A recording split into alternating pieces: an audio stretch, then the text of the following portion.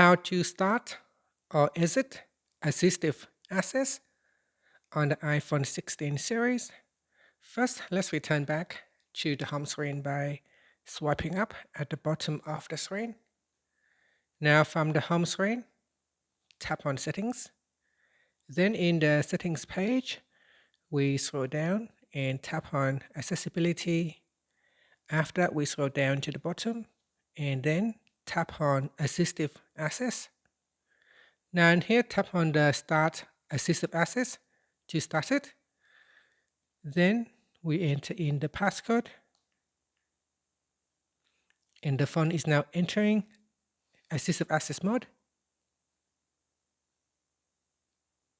Once you're in the Assistive Access mode, if you would like to exit, you need to triple click on the side button here. Okay, so we are now in Assistive Access mode.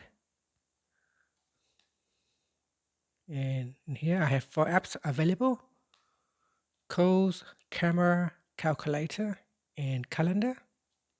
To exit Assistive Access, you need to triple click on the side button here, 1, 2, 3, and then tap on Exit Assistive Access.